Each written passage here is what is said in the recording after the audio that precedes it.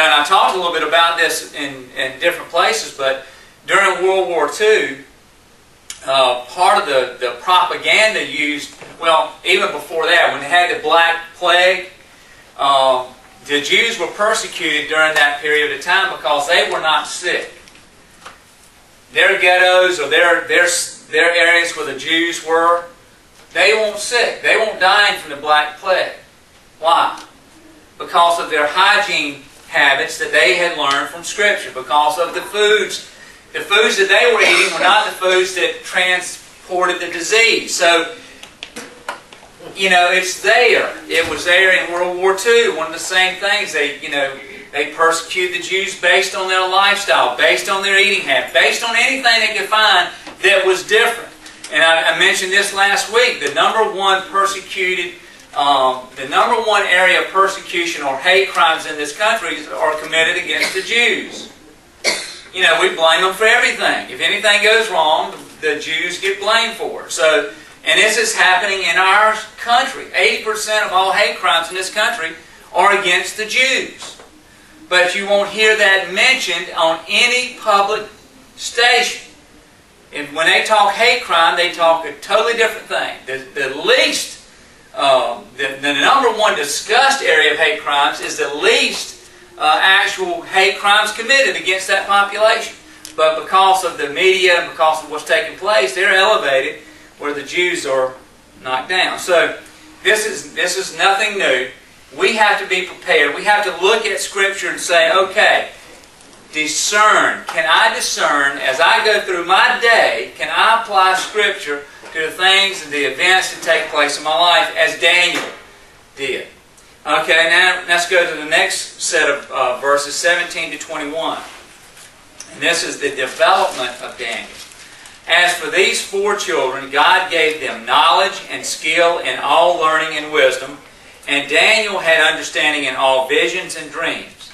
Now at the end of the days that the king has said he should bring them in, then the prince of the eunuchs brought them in before Nebuchadnezzar, and the king communed with them. And among them all was found none like Daniel, Hananiah, Mishael, and Azariah. Therefore stood they before the king, and in all matters of wisdom and understanding that the king inquired of them, he found them 10 times better than all the magicians and astrologers that were in all his realm. And Daniel continued even until the first year of King Cyrus. Alright, so through God's blessing, for their obedience, for their staying strong in their faith, doing what He has asked them to do, as He's asked us to do, they're blessed as a result. And they are, as it says here, we got the 10-day test, and now we got the 10 times better. Got some 10s going on, but 10 times better. I mean, that's a lot. When you start to think about what all of these folks he's got, and it says in his entire realm. Well, that's the world. I mean, this guy practically owns, most of the world. Is under his realm. Is under his control. So to say that these 4 were above 10 times better than anybody, it's a pretty good place to be in. You'd probably stand out, wouldn't you, if you were 10 times better than everybody in the world? You'd probably be in the palace. Daniel's progress and growth, we see it taking place. Knowledge, understanding, and literature and sciences of the Babylonians. He's 10 times better, so he's absorbed all this information. Alright? And this is important because one of the things that we're challenged with as we watch and hear media, as we read and we are involved in our culture, we're exposed to things. How do we discern? I think I told this story when that book by Daniel Brown came out. I'm drawing a blank. The Da Vinci Code. The Da Vinci Code. I had a guy come to me. He said, "When Mike, you need to read that book because when you read that book, you will not believe in your God. You will change. Your faith will be destroyed." And I looked at him very calmly. I said, "No." I said, "That will not happen." He said, "Oh yeah, that book will change your mind." I said, "No." I said, "Because I don't read a book created by man and judge God from that book. I take the book created by God And that's how I judge what I read. So I can read any book, and I can discern, well, wait a minute, that doesn't hold up to the light of Scripture. And that's the way we're supposed to do things. So when we hear things coming through the media, well, everybody's doing it, Mike. Well, wait a minute. How does that line up with Scripture? Does it line up with the teachings of the Bible? If it doesn't, what am I supposed to do with it?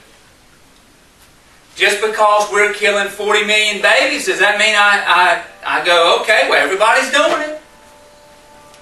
Or because every public school system is taking the Bible out, am I supposed to feel good about that? Is that what we're supposed to do? I mean, are these the things that we look at in our culture? Do we see entertainment? And we say, well, the number one export from our country is pornography. So that means that it's okay to watch pornography, right? No, it's not, because it doesn't line up with Scripture. That's not something that Scripture would even get close to approving. Because what does it do? Is that I'm created in the image of God. Let me see. Pornography. Image of God. Do I see that there? No. I mean, so that's how we start to discern, as these guys were doing, as they understanding the literature, but yet they knew exactly where they were.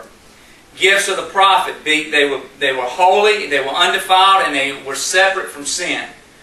Giving himself diligently to his studies, God gave them knowledge, gifts from God, knowledge from God, discerning, that divining directed insight to distinguish things which differ, that enlightenment that comes from on high, in which no man can achieve by his own strength or endeavor, not the wisdom of this world.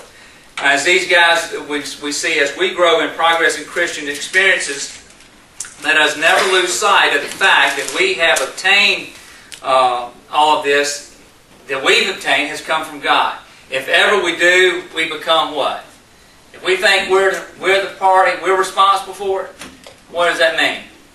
I've become prideful, haven't I?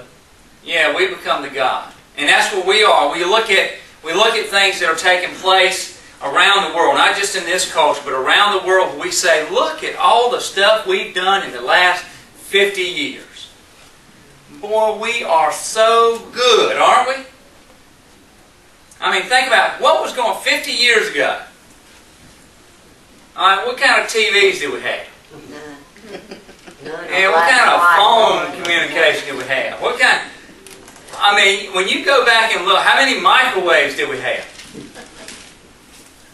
When you look at, I read this thing, they said, if you were 50 years old, this is what you've seen in your lifetime. And I'm like, man, and in 50 years, this country, I mean, the world has really, you talk about warp speed, you know, what has taken place in our world, and, you know, it says knowledge is going to, you know, this knowledge is just going to explode. And I mean, and now it's like doubling and tripling every day, and it's just exploding.